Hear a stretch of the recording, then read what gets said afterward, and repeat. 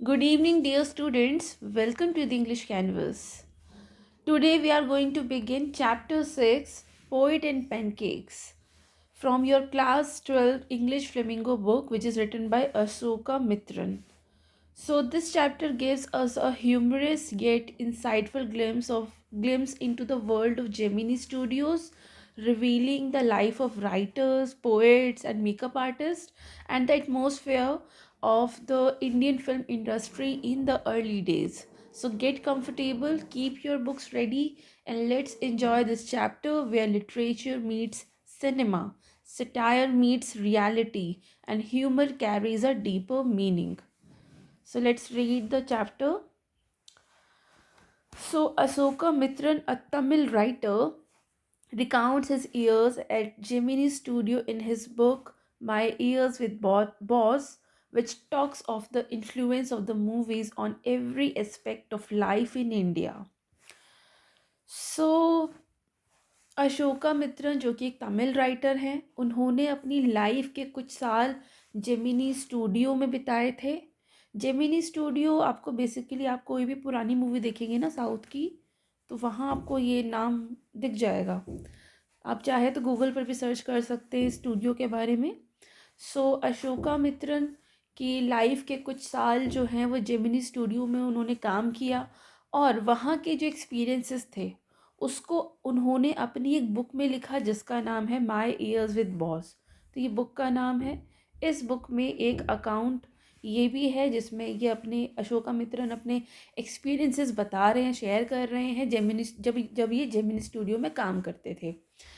इस किताब में ये बताया गया है कि फिल्म इंडस्ट्री का जो जो इंडिया में जो मतलब इंडियन सोसाइटी जो है और जो लाइफ है, इस पर कितना गहरा असर पड़ता है। मतलब ये कहना चाहते हैं कि इस बुक से हमें पता चलता है कि फिल्म्स का, मूवीज़ का, सिनेमा का हमारी सोसाइटी में, हमारी लाइफ पर कितना गहरा असर होता था। The Gemini Studios located in Chennai and was set up in 1940। तो जेमिनी स्टूडियोज़ चेन्नई में थे, लोकेटेड थे, और इसकी जो सेटअप था वो 1940 में हुआ था। It was one of the most influential film producing organisations of India in the early days of Indian film making. तो ये स्टूडियो उस टाइम का भारत का सबसे ज़्यादा इन्फ्लुएंशियल फिल्म स्टूडियोज़ में से एक था। मतलब ये स्टूडियो भारत की बनने वाली, भारत में सबसे ज़्यादा जितनी भी प्रभावशाली इन्फ्लुएंशियल मूवीज़ बनती थी वो इसी स्टूडियो में बनती थी। मतलब ये स्टूडियो का योगदान आप मान सकते हो उस ज़माने में, 1940s के ज़माने में फिल्म का जो था। इसके जो फाउंडर थे वो थे एस वसन। मतलब इसको इन्होंने इनके फाउंडेशन रखी थी, मतलब एक तरह से ये इसके मालिक थे, S Vasan. The duty of Ashoka Mitran in Gemini Studios was to cut out newspaper clippings on a wide variety of subjects and store them in files.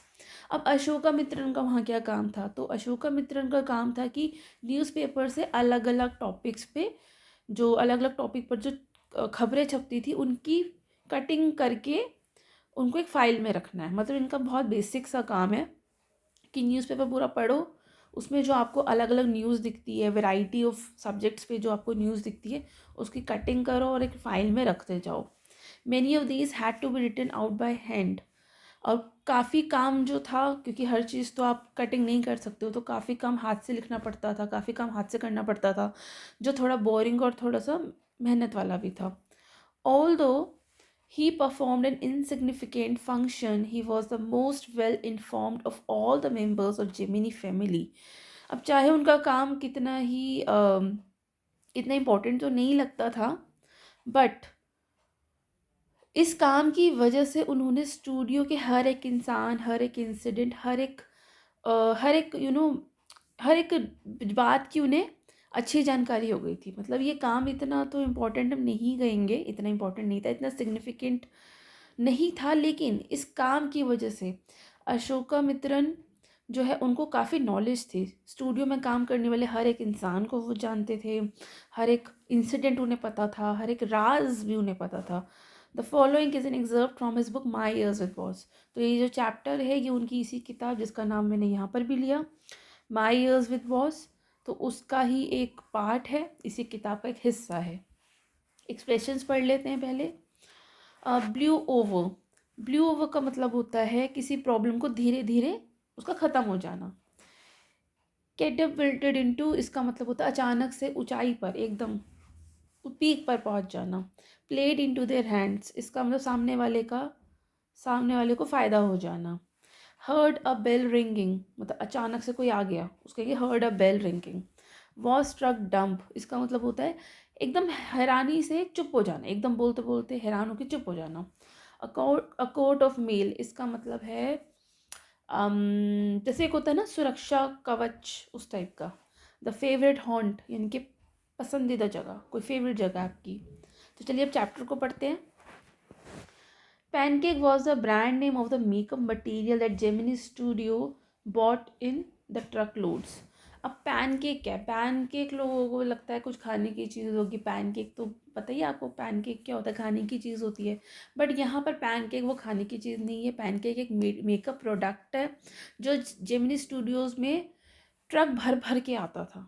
मतलब इतना ज़्यादा मेकअप मटेरियल था वो कि उसको मतलब भर भर के वो लाया जाता था, इतना सारा यूज़ होता था वो कि ट्रक्स में भर भर के आ रहा है।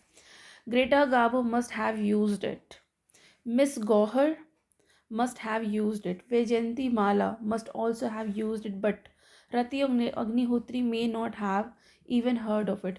अब ये कुछ ना एक्ट्रेसेस के नाम लिए गए हैं। जैसे एक तो नाम है ग्रेटा गाबो, ये एक स्वीडिश एक्ट्रेस है जिनको 1954 में एन ऑनररी ऑस्कर अवार्ड मिला था for her unforgettable screen performance. Guinness Book of World Record में भी उनका नाम है, और इनका नाम as the most beautiful woman who ever lived के नाम से इनको मतलब इनका रिकॉर्ड है। And she was also voted best silent actress of the country. ये उस जमाने की एक्ट्रेस है जब साइलेंट मूवीज़ बना करती थी।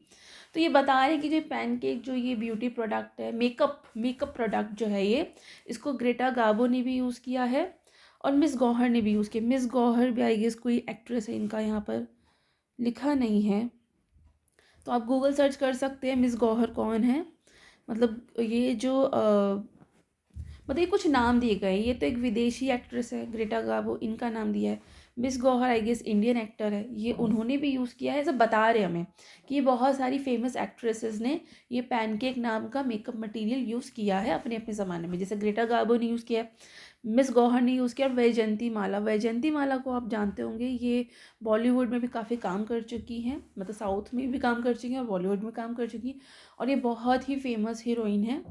तो वैजयंती माला के बारे ये एक इंडियन एक्ट्रेस है, इनकी परफॉर्मेंस बहुत ही ज़्यादा अप्रिशिएट की गई थी बिमल रॉय की मूवी देवदास में, और इनको 3 बार बेस्ट एक्ट्रेस का अवार्ड मिला है इनकी एक्टिंग के लिए, और अभी ये एक एक्टिव पॉलिटिशियन भी हैं। तो वैजयंती माला का नाम आपने कई बार सुना होगा, तो इन्होंने भी इसको यूज़ किया है। मतलब लेकिन एक और एक्ट्रेस है रति अग्निहोत्री, इनको भी आप गूगल सर्च कर सकते हैं। तो रति अग्निहोत्री थोड़ी सी इन लोगों से थोड़ी सी नई है, वैसे तो ये भी पुरानी है, लेकिन हाँ ग्रेटा गाबो, मिस गौहर और वैजयंती माला थोड़ी नई है। तो तब तक ये पैनकेक नाम का जो ये मेकअप मटेरियल है इतना यूज़ में नहीं होगा, या इसके अलावा इस पैनकेक को किसी और मेकअप मटेरियल ने रिप्लेस कर दिया होगा, तो इन्होंने यूज़ नहीं किया है, ऐसा सुना जाता है। तो यहाँ तक हमने पढ़ा पैनकेक के बारे में कि पैनकेक जो है वो एक मेकअप प्रोडक्ट है जो जेमिनी स्टूडियोज़ में ट्रक भर भर के मंगवाया जाता था। लेखक ऑथर जो है यहाँ पर मजाक के अंदाज में कह रहे हैं कि शायद एक ये जो स्वीडिश एक्ट्रेस है ग्रेटा गाबो, इन्होंने भी यूज़ किया है इसको, और जो इंडिया की फेमस एक्ट्रेसेस हैं जैसे वैजयंती माला, उन्होंने भी इस मेकअप को यूज़ किया है। बट रति अग्निहोत्री क्योंकि बाद की एक्ट्रेस है, मतलब इस लाइन में थोड़ा ह्यूमर है कि मतलब ये जो पैनकेक है ये थोड़ा पुराने ज़माने का मेकअप है, तो रति अग्निहोत्री क्योंकि उस समय के बाद की हीरोइन है, बाद की एक्ट्रेस है, इसलिए शायद उन्हें तो इस प्रोडक्ट का पता भी नहीं होगा। मतलब ये एंशियंट टाइम का मेकअप प्रोडक्ट है, नई एक्ट्रेसेस को इसके बारे में कुछ नहीं पता, बट पुरानी एक्ट्रेसेस जो है वैजयंती माला जी के समय तक की जितनी भी एक्ट्रेसेस हैं उनको इसके बारे में ज़रूर पता होगा। चलिए आगे पढ़ते हैं। The makeup department of the Gemini studio was in the upstairs of a building that was believed to have been Robert Clive's stables. अब यहाँ पर एक और नाम आ गया, रॉबर्ट क्लाइव। रॉबर्ट क्लाइव एक ब्रिटिश ऑफिशियल थे। अगर आप हिस्ट्री पढ़ते हैं तो आपको पता होगा कि रॉबर्ट क्लाइव कौन है। मुझे कमेंट सेक्शन में बताइए कि रॉबर्ट क्लाइव कौन थे। ये बहुत फेमस हैं। हिस्ट्री अगर आप पढ़ते हैं तो इनका नाम आपने ज़रूर पढ़ा होगा कहीं ना कहीं। बताते हैं कि जो मेकअप डिपार्टमेंट था, मतलब जो मेकअप रूम था जेमिनी स्टूडियो का, वो एक पुरानी बिल्डिंग में ऊपर की तरफ था, मतलब सीढ़ियों से ऊपर जाकर था, मतलब पुरानी सी बिल्डिंग में था। और ऐसा माना जाता है कि पहले के समय में रॉबर्ट क्लाइव का जो घोड़े थे, जो उनका मतलब जो उनका स्टेबल था, मतलब घोड़ों का जो स्टेबल था, वो वहाँ होता था। मतलब पुराने टाइम में जब रॉबर्ट क्लाइव इंडिया में थे एज अ ब्रिटिश ऑफिशियल, तब तक वहाँ पर अंग्रेज़ों के यानी कि रॉबर्ट क्लाइव के घोड़े रखे जाते थे। लेकिन अब वहाँ पर जेमिनी स्टूडियो का मेकअप रूम है, राइट।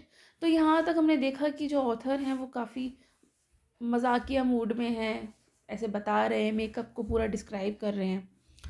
अब आगे पढ़ते हैं। A dozen other buildings in the city are set to be set set to have been his residence. ऐसा माना जाता है कि इस बिल्डिंग में, मतलब ऐसी और भी बिल्डिंग्स हैं पूरे शहर में, ऐसी दर्जनों भर बिल्डिंग्स हैं इस शहर में, जहाँ पर ऐसा माना जाता है कि वो रॉबर्ट क्लाइव का घर था, मतलब वहाँ पर उनका रेजिडेंस था। For his brief life and even briefer stay in Madras, Robert Clive seems to have done a lot of moving besides fighting some impossible battles in the remote corner of India and marrying a maiden in St. Mary's Church in Fort Fort Saint George in Madras. अब यहाँ पर थोड़ा सा बता रहे हैं Robert Clive के बारे में कि रॉबर्ट क्लाइव की जो लाइफ थी बहुत छोटी थी, और मद्रास में, यानी कि अब जो चेन्नई है, पहले उसे मद्रास कहा जाता था, तो मद्रास में उनका रहना उससे भी छोटा है। मतलब रॉबर्ट क्लाइव की यहाँ पर जो लाइफ थी बहुत छोटी थी, और उससे भी छोटी थी कि वो मद्रास में रहे। रॉबर्ट क्लाइव जो है वो बहुत जगह घूम रहे थे, मतलब घूमते रहे, जब भी वो इंडिया में रहे तो वो बहुत जगह घूमते रहे, सिर्फ वॉर लड़ने के लिए नहीं, क्योंकि इनके समय पर इंडिया में काफ़ी सारे बैटल्स हुए थे। वॉर तो नहीं कहेंगे हम, बैटल हुए थे, बहुत सारे बैटल्स हुए थे तो इसी की वजह से ये घूमते रहे, लेकिन सिर्फ फाइट्स के लिए नहीं बल्कि उन्होंने इंडिया के दूर दराज के इलाकों में मुश्किलों, लगभग नामुमकिन बैटल्स भी लड़े। और साथ ही उन्होंने मद्रास के फोर्ट सेंट जॉर्ज में सेंट मैरी, मतलब ये जो जगह है फोर्ट सेंट जॉर्ज के एक चर्च यानी कि सेंट मैरीज चर्च में इन्होंने शादी भी की थी। तो ये जो ऑथर है यहाँ पर अशोका मित्रन, वो यहाँ पर हिस्ट्री का लाइट ह्यूमर के साथ बता रहे हैं कि रॉबर्ट क्लाइव के घोड़े वहाँ बनते थे जहाँ पर अब मेकअप रूम है। वो यहाँ, और यहाँ पर कई सारी बिल्डिंग्स हैं, डजन्स बिल्डिंग है, जो कि रॉबर्ट क्लाइव का रेजिडेंस था। रॉबर्ट क्लाइव पूरा मद्रास घूमे, सिर्फ लड़ाई लड़ने के लिए नहीं, वैसे भी घूमे। उन्होंने यहाँ तक कि शादी भी यहीं की थी, सेंट मैरीज चर्च में की थी, जो कि फोर्ट सेंट जॉर्ज में है, मद्रास में है, राइट। अब आगे पढ़ते हैं। The makeup room had the look of a hair cutting salon with lights at all angles, around half a dozen large mirrors. अब वो कहते हैं कि मेकअप रूम जो है बिल्कुल एक सैलून जैसा दिखता था, हर तरफ लाइट्स और बड़े बड़े शीशे, हाफ अ डजन बड़े बड़े शीशे थे, मतलब आधे दर्जन भर शीशे थे बड़े बड़े, और हर तरफ लाइट ही लाइट, जैसे सैलून होता है ना, हम जाते हैं सैलून्स में, बिल्कुल वैसा ही था। They were all in incandescent lights, so you can imagine the fiery misery of those subjected to makeup. अब वो बताते हैं कि सारी लाइट्स बहुत ही तेज़ थी, मतलब तुम देख सकते हो, मतलब इतनी ज़्यादा लाइट थी कि एक्टर्स पर क्या बीतती होगी इसकी कल्पना ही काफ़ी है कि कितनी, मतलब इतनी ज़्यादा लाइट थी उस मेकअप रूम में कि वहाँ पर लाइट होने की वजह से बहुत ज़्यादा गर्मी हो जाती थी। बहुत ज़्यादा रोशनी तो है ही, बहुत ज़्यादा रोशनी तो है क्योंकि लाइट्स बहुत ज़्यादा हैं, तो बहुत ज़्यादा रोशनी है, रोशनी की वजह से गर्मी है, और मेकअप का पूरा टॉर्चर होता था। मतलब ये बता रहे हैं कि उस समय जो एक्टर्स थे उनको काफ़ी स्ट्रगल होता था मेकअप करने में, इतनी ज़्यादा लाइट्स, इतनी ज़्यादा रोशनी, इतनी ज़्यादा गर्मी, ऊपर से इतना सारा मेकअप, मतलब मेकअप एक पनिशमेंट जैसा हो, ऐसा ऐसा बता रहे हैं Ashoka Mitran. The makeup department was first headed by a Bengali who became too big for a studio and left. अब वो बताते हैं कि शुरू में जो मेकअप का डिपार्टमेंट का एक हेड जो था वो एक बंगाली था, लेकिन बाद में वो इतना मशहूर हो गया, वो मेकअप आर्टिस्ट जो मेकअप मैन था वो इतना ज़्यादा मशहूर हो गया कि वो उसने स्टूडियो ही छोड़ दिया। मतलब स्टूडियो उसको छोटा लगने लगा अपनी अपनी फेम के आगे। वो इतना ज़्यादा फेमस हो गया कि वो चला ही गया, छोड़ दिया उसने। He was succeeded by a Maharashtrian who was assisted by Dharwar, Kannadiga and Andhra, a Madras, Indian Christian and Anglo-Burmese, and the usual local Tamilis. अब वो बताते हैं कि उसके बाद एक महाराष्ट्रियन आया, मतलब जब वो बंगाली मेकअप आर्टिस्ट चला गया उसके बाद एक महाराष्ट्रियन मेकअप आर्टिस्ट आया, जिसके साथ और भी लोग आए थे, मतलब अलग अलग स्टेट्स के लोग काम करते थे। मतलब उस मेकअप मैन जो महाराष्ट्रियन मेकअप मैन था उसके साथ अलग अलग स्टेट्स के लोग काम करते थे। जैसे जैसे धरवार कन्नडिगा, ये आंध्रा से आया था। एक मद्रास इंडियन क्रिश्चियन था, एक एंग्लो बर्मिस था, और कुछ लोकल तमिल्स थे, यूजुअल लोकल तमिल्स, मतलब बहुत सारे लोग उसके साथ काम करते थे। All this shows that there was a great deal of national integration long before AIR and Doordarshan began broadcasting programs on national integration. अब ये बताते हैं कि जो जो ये सब दिखाता है, मतलब इतने सारे लोग काम कर रहे हैं, दिखाता है कि नेशनल इंटीग्रेशन जो था AIR का आपने नाम सुना होगा, अभी भी है ये, ऑल इंडिया रेडियो और दूरदर्शन।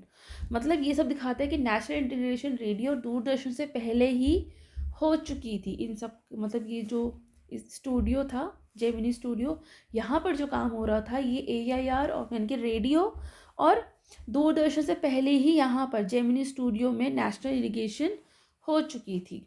मतलब यहाँ पर इतने सारे स्टेट से लोग काम कर रहे हैं, चेन्नई के लोग तो हैं ही, बंगाली लोग काम कर चुके हैं, Maharashtrian, Andhra, Christian, Anglo Burmese, local Tamils, बहुत सारे लोग काम कर चुके हैं। तो ये दिखाता है कि यहाँ पर नेशनल इंटीग्रेशन थी, मतलब हर जगह से, भारत के हर कोने से लोग यहाँ आकर काम कर रहे हैं। तो जेमिनी स्टूडियो में ये चीज़ हो चुकी थी दूरदर्शन AIR से बहुत पहले ही। तो ये बात हमें नेशनल इंटीग्रेशन का एग्जाम्पल दे रही है, राइट। अब आगे पढ़ते हैं। This gang of national integrated makeup man को turn any decent looking person into a hideous crimson hued monster with the help of truckloads of pancake and a number of other locally made potion and lotions.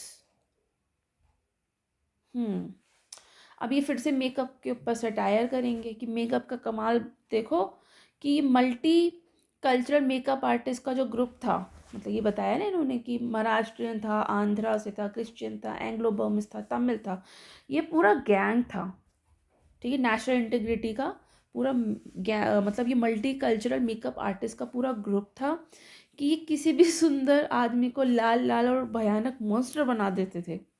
मतलब ये इनका gang इतना ज़्यादा काम करता था कि किसी भी इंसान को, मतलब ये जो है ना, ये जो मेकअप आर्टिस्ट जो है सारे के सारे, ये किसी भी डिसेंट लुकिंग इंसान को एक बहुत ही भयानक मॉन्स्टर बना दिया करते थे with the help of truck loads of pancake and number of other locally made potions and lotion.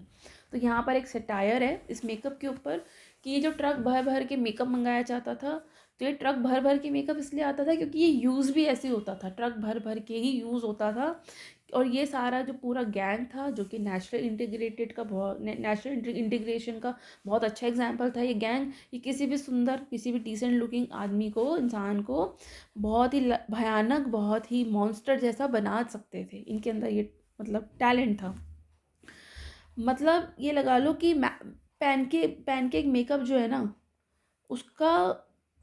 उसकी इतनी ज़्यादा सप्लाई इसलिए है क्योंकि उसकी डिमांड बहुत ज़्यादा है। ये भर भर के मेकअप लगाते थे, इतना ज़्यादा मेकअप लगाते थे कि अच्छा खासा इंसान मॉन्स्टर दिख रहा है। ये यहाँ पर मजाक उड़ा रहा है सीधा सीधा, ये जो ऑथर है ना, ये सीधा सीधा मजाक उड़ा रहा है इस मेकअप का। हो सकता है ऐसा हो भी, अगर हम यूट्यूब पर मूवी सर्च करें जेमिनी स्टूडियो की तो शायद हमें दिख जाए एग्जाम्पल कि ये क्या कहना चाह रहे हैं। चलिए आगे पढ़ते हैं। Those were the days of mainly indoor shooting and only 5% of the film was shot outdoors. तो उस समय ज़्यादा जो शूटिंग होती थी ना वो इंडोर होती थी, मतलब स्टूडियो के अंदर ही होती थी। सिर्फ 5% मूवीज़ ही होती थी जो जिनकी शूटिंग आउटडोर्स होती थी, मतलब स्टूडियो के बाहर होती थी। I suppose the sets and studio lights needed the girls and boys to be made look ugly in order to look presentable in the movie। वो कहते हैं कि उनको ऐसा लगता है कि ये जो ज़्यादा रोशनी की वजह से एक्टर्स को जानबूझकर काफ़ी अगली दिखाना पड़ता था ताकि स्क्रीन पर ठीक लगे। ऐसा होता है कई बार, जो मेकअप हमें सामने से बहुत बुरा दिख रहा होता है वो स्क्रीन पर कैमरा पर वो ठीक दिख रहा होता है, अच्छा दिख रहा होता है। तो शायद यही एक वजह होगी कि इतना बुरा अगली दिखा रहे हैं लड़के लड़कियों को। इसी वजह से इंडोर शूटिंग कर रहे हैं क्योंकि यहाँ पर कैमरा इफ़ेक्ट, लाइटिंग ये अलग टाइप की है, आउटडोर्स में इतनी अच्छी नहीं हो पाती होगी। तो इस वजह से शायद इंडोर शूटिंग करने का ये भी एक रीज़न था कि ये जो अगली लुकिंग एक्टर्स हैं इनके पास ये अच्छे दिखें, या इसी वजह से मेकअप ऐसा होता होगा कि यहाँ पर ये अच्छे दिखे। खैर कोई भी वजह हो सकती है। चलिए आगे पढ़ते हैं। A strict hierarchy was maintain in the makeup department. अब मेकअप डिपार्टमेंट में पूरी हायरार्की होती थी, मतलब पूरा मतलब हर एक इंसान के लिए एक अलग से मेकअप आर्टिस्ट होता था। जैसे कि the chief makeup man made the chief actors and actresses अगली। देखो यहाँ से टायर कर रहा है ये। मेकअप से इंसान सुंदर बनता है, लेकिन यहाँ पर अशोका मित्रन कह रहे हैं कि ये मेकअप इंसानों को बदसूरत बनाता था। और मेकअप आर्टिस्ट की भी क्या बोलते हैं ये हायरार्की होती थी। जैसे चीफ मेकअप मैन जो है वो चीफ एक्टर एक्ट्रेस, मतलब जो मेन लीड वाले मतलब जो हीरो हीरोइन है मूवी के, hero heroine main lead, male female और मेन फीमेल और मेन लीड जो है उनको बदसूरत बनाते थे। मतलब चीफ मेकअप मैन जो है वो चीफ एक्टर्स और एक्ट्रेसेस को अगली बनाते थे। उनके एक सीनियर असिस्टेंट होता था, मतलब चीफ मेकअप मैन का एक सीनियर असिस्टेंट होता था जो कि सेकंड लीड को, यानी कि सेकंड हीरो और सेकंड हीरो हीरोइन को बदसूरत बनाते थे। एक जूनियर असिस्टेंट होता था, वो कॉमेडियन को बदसूरत बनाता था, तो कॉमेडियन का मेकअप करता था। और ऐसे ही आगे चलता था, मतलब जो एक ऑफिस बॉय होता था वो क्राउड का मेकअप करता था। तो आप ये कह लो कि हर एक एक्टर के लिए उसकी मूवी में उसकी पोजीशन के हिसाब से मेकअप आर्टिस्ट होता था। मेन लीड के लिए चीफ मेकअप मैन होता था, उस सेकंड लीड के लिए सीनियर असिस्टेंट होता था, जूनियर एक्टर्स के लिए जैसे कॉमेडियंस वगैरह के लिए जूनियर असिस्टेंट होता था, और बाकियों के लिए ऑफिस बॉय होते थे, वो उनका मेकअप करते थे। मतलब ये लगा लो कि जो ऑफिस बॉय भी यहाँ पर मेकअप करता था, मतलब इतना बुरी कंडीशन थी यहाँ पर। The players who played the crowd were the responsibility of the office boy. देखिए बताया ना उन्होंने, ऑफिस बॉय भी मेकअप करता था। ऑफिस बॉय तो जो ऑफिस में काम कर रहा है लड़का, जो छोटू टाइप, वो भी मेकअप करता था। और उसका काम होता था जो भीड़ होती थी ना मूवी में, जो भीड़ होती थी, क्राउड होता था, उसका भी तो मेकअप होता था। तो उसका मेकअप ये ऑफिस बॉय करता था। Even the makeup department of the Gemini studio had an office boy. मतलब इस लाइन में ऑथर एक सरकास्टिक ह्यूमर दिखाता है कि अरे ये जो जेमिनी स्टूडियो है ना, यहाँ के मेकअप डिपार्टमेंट में भी एक ऑफिस बॉय था और वो मेकअप भी करता था। चलो आगे पढ़ते हैं, मेकअप बॉय था कौन। On the days where sorry on the days when there were a crowd shooting, you could see him mixing his paint in a giant vessel and slapping it on the crowd players। अब वो बताता है कि wait वो बताते हैं कि उस ज़माने में, उन दिनों में जब क्राउड शूटिंग होती थी, तब हम देख सकते थे कि एक जो ऑफिस बॉय होता था वो एक बड़े से बर्तन में, एक जाइंट वेसल में एक पेंट को मिक्स करता था। मतलब वही पैन केक जो मैंने बताया ना, पैन केक मेकअप जो प्रोडक्ट था उसको बड़े से बर्तन में उसको मिलाया जाता था, और फिर उसमें हाथ को पूरा डुबोकर क्राउड प्लेयर्स, इनके जो क्राउड एक्टर्स हैं उनके मुंह पर स्लैपिंग कर दी जाती थी। आप समझ रहे, ऐसे पूरे हाथ से पूरा, मतलब 5 फिंगर्स और जो पाम है, मतलब ये सॉरी ये हो गया पूरा हाथ, थोड़ी मेरी ड्राइंग थोड़ी ऐसी है। मतलब इस पूरे हाथ को वेसल में डुबोकर मुंह पे थप्पड़ लगा दिए जाते थे मेकअप के।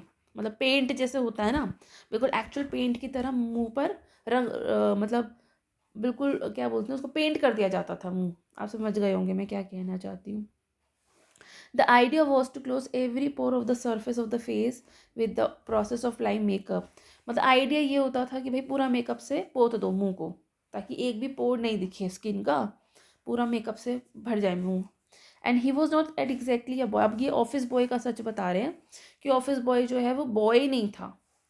मतलब he was not exactly a boy, he was in his early 40s, having entered the studios years ago in the hope of becoming a star actor or top screenwriter, director or lyrics writer. He was a bit of poet. अब वो बताते हैं कि office boy असल में कोई लड़का नहीं था, बल्कि वो तो 40 के आसपास का कोई आदमी था। वो सालों पहले जो ऑफिस बॉय है ना, आज वो ऑफिस बॉय है, लेकिन वो सालों पहले जब वो स्टूडियो आया था तो उसके मन में एक होप थी कि एक दिन वो एक स्टार एक्टर बनेगा, या फिर वो कोई टॉप स्क्रीन राइटर बनेगा, या डायरेक्टर बनेगा, या लिरिक्स राइटर बनेगा। मतलब कुछ तो बनेगा। मतलब ये जो ऑफिस बॉय है, ये जब आया था स्टूडियो में तो वो इस आशा के साथ आया था कि वो एक दिन बहुत बड़ा एक्टर बनेगा, या डायरेक्टर बनेगा, या राइटर बनेगा, मतलब कुछ बड़ा बनेगा। लेकिन वो क्या बन के रह गया? Office boy. और 40-45 की उम्र में भी वो बॉय है। लेकिन हाँ, वो थोड़ा सा पोएट भी था। ये जो ऑफिस बॉय है ना, ये उसकी बात हो रही है कि ये थोड़ा सा पोएट भी था। अब देखिए, चैप्टर का नाम है पोएट्स एंड पैनकेक्स। पैनकेक्स के बारे में तो बता दिया ऑथर ने, अशोका मित्रन ने, कि वो मेकअप है, मेकअप प्रोडक्ट है। और पोएट की बात बता दी है कि ये जो ऑफिस बॉय है ये पोएट है। तो यहीं से चैप्टर का टाइटल पोएट्स एंड पैनकेक्स जुड़ता है। तो यहाँ तक हमने देखा कि अब तक हमें ऑथर ने बताया कि फिल्म इंडस्ट्री का जो इल्यूजन है, हायरार्की है, ह्यूमर अनसंग आर्टिस्ट को दिखाता है। राइट, मतलब ये पैसेज जो है फिल्म इंडस्ट्री के illusion, hierarchy, humour unsung artist को दिखाता है। हर बड़ा सपना यहाँ पूरा नहीं होता। ऐसे लास्ट में बता भी दिया है ना कि एक ऑफिस बॉय है जो कुछ कुछ बड़ा बनने आया था, एक्टर, डायरेक्टर, राइटर, कुछ तो बनने आया था, लेकिन वो बन के क्या रह गया? Office boy. चलिए आगे पढ़ते हैं। In those days, I worked in a cubicle, two whole sides of which were French windows. अब ये बताता है कि उन दिनों जो ऑथर है अशोका मित्र, वो छोटे से क्यूबिकल, छोटा सा क्यूबिकल मतलब छोटे से एक ऑफिस का स्पेस था उनका, छोटा सा ऑफिस था, वो उसमें काम करते थे, जिसके दो पूरे साइड्स पर फ्रेंच विंडोज़ थी।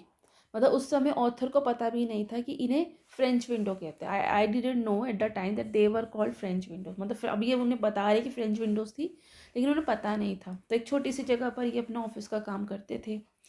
Seeing me sitting at my desk tearing up newspapers day in and day out, most people thought I was doing next to nothing. अब रोज़ लोग इसको देखते थे कि ये अपने डेस्क पर बैठकर न्यूज़पेपर को काटते रहता है पूरा दिन, इसलिए सबको लगता था कि वो लगभग कुछ काम नहीं कर रहा है, क्योंकि वो न्यूज़पेपर की कटिंग कर रहा है। लोगों की नज़र में तो कोई काम ही नहीं है। It is likely that the boss thought likewise too. शायद बॉस भी यही सोचता था कि मैं कोई काम नहीं करता। मतलब जो काम शांत होता है अक्सर वो काम ही नहीं लगता लोगों को। मतलब जो काम शोर मचा के नहीं हो रहा, उसको लोग काम नहीं समझते। So anyone who felt I should be given some occupation would barge in to my cubicle and delivered an extended lecture. अब इसी वजह से जो भी मानता था कि ऑथर को कोई काम नहीं दिया जाना चाहिए, वो बिना बुलाए क्यूबिकल में घुस आता था और लंबा चौड़ा लेक्चर झाड़ देता था, क्योंकि सबको लगता था ये तो फ्री बैठा है, ये तो कोई काम ही नहीं कर रहा है। तो जो जिसका मन करता वो क्यूबिकल में घुसा आता और अपना लंबा लेक्चर देके चला जाता। The boy in the makeup department had decided I should be enlightened on how great literary talents were being allowed to go waste in a department fit only for barbers and perverts. अब जो makeup department का जो boy था, जो असल में actually boy नहीं था, इसलिए बॉय पर बहुत प्रेशर दिया गया है, उसने तय कर लिया कि ऑथर को ना समझाना बहुत ज़रूरी है। अब क्या समझाना बहुत ज़रूरी है ऑथर को? कि कैसे एक महान लिटरेरी टैलेंट बर्बाद हो रहा है, और उसको कहाँ पे रखा जा रहा है, और वो भी ऐसे डिपार्टमेंट में बर्बाद हो रहा है जो सिर्फ बाबर और अजीब लोगों के लायक है। मतलब वो ये कह रहा है कि मेकअप जो डिपार्टमेंट का बॉय जो है उसने तय कर लिया कि वो ऑथर को समझाएगा कि तुम ये अपना कामड़ा टैलेंट बर्बाद कर रहे हो, कि कैसे एक महान लिटरेरी टैलेंट बर्बाद हो रहा है। मतलब वो खुद की भी बात कर रहा है, और वो भी ऐसी जगह बर्बाद हो रहा है जो डिपार्टमेंट से बार्बर्स और अजीब लोग, मतलब मेकअप डिपार्टमेंट है तो बार्बर्स और अजीब लोगों के लायक है वहाँ पर। मतलब मेकअप डिपार्टमेंट पर डायरेक्ट ताना मार रहे हैं ये author. Soon I was praying for the crowd shooting all the time. Nothing short of it could save me from his epics.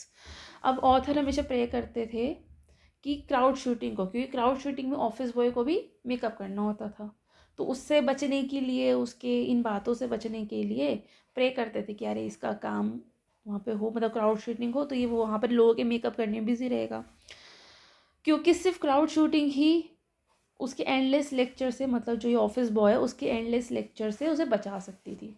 तो उसके एंडलेस लेक्चर से ऑथर जो है बचने के लिए, ऑफिस बॉय के एंडलेस लेक्चर से बचने के लिए ऑथर यही प्रे करते थे कि रोज़ शूटिंग हो, वो वाली क्राउड शूटिंग हो, जिससे कि ऑफिस बॉय को मेकअप करने में सारा टाइम बीत जाए।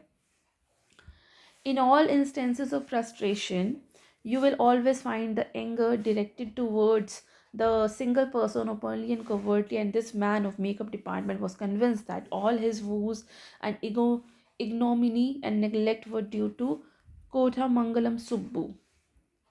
अब जब भी इंसान फ्रस्ट्रेटेड होते हैं ना, अब देखो ये तो नेचुरल सी चीज़ है कि जब भी कोई इंसान फ्रस्ट्रेटेड होता है तो उसका गुस्सा किसी एक ऐसे इंसान पर निकलता है, मतलब किसी एक इंसान पे निकलता है, ओपनली भी निकल सकता है और कोवर्टली भी निकल सकता है, मतलब छुपे इनडायरेक्ट वे में भी निकल सकता है। और मेकअप डिपार्टमेंट का ये आदमी भी ऐसा ही था। उसे पूरा यकीन था कि उसकी सारी परेशानियों के लिए जो जिम्मेदार है ना वो ये इंसान है, कोठा मंगलम सुब्बू। अब ये कौन है ये आगे बताएंगे। Subbu was at the number 2 at the Gemini studios. अब सुब्बू जो है ये जेमिनी स्टूडियो का नंबर 2 का आदमी है, मतलब बहुत ही पावरफुल पोजीशन है।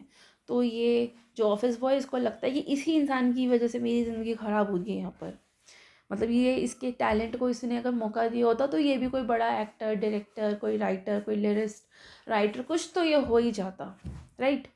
He could not have had a more encouraging opening in films than our grown up makeup boy had. उसका फिल्म जो, उसको ऐसा लगता है कि उसका करियर शुरू हो सकता था, मतलब उसका फिल्म करियर शुरू से ही काफ़ी अच्छा रहा, जबकि जो मेकअप बॉय को इतना अच्छा मौका कभी नहीं मिला। मतलब इस बंदे का जो है वो तो करियर शुरू से ही अच्छा रहा, लेकिन इस ऑफिस बॉय को नहीं मिला है, तो इसको फ्रस्ट्रेशन है इस बात की। On the contrary, he must have had to face more uncertain and difficult times. बल्कि उसको तो on the contrary उसको तो बहुत ज़्यादा अनसर्टेन और डिफ़िकल्ट टाइम देखना पड़ा। For when he began his career, जब जब उसने अपना करियर शुरू किया था, there were no formally establish film producing companies और स्टूडियोज़।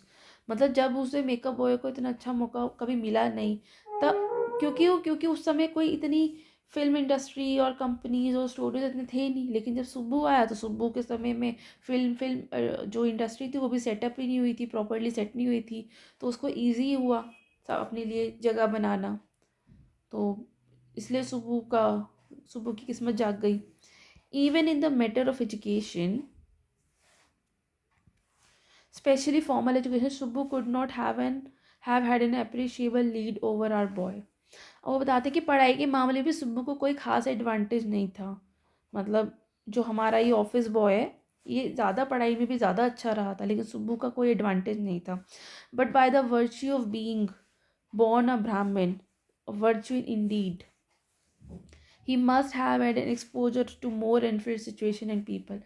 अब सुब्बू इसलिए भी मतलब सुब्बू इसलिए भी आगे बढ़ गया, उसको अच्छा मौका मिल गया क्योंकि उसका जो जन्म है वो ब्राह्मण परिवार में हुआ। मतलब जो सुब्बू है वो इतना पढ़ाई लिखाई में इतना अच्छा नहीं था, बट हाँ वो ब्राह्मण फैमिली में पैदा हुआ था, और इसी की वजह से उसको ज़्यादा एक्सपोजर मिला।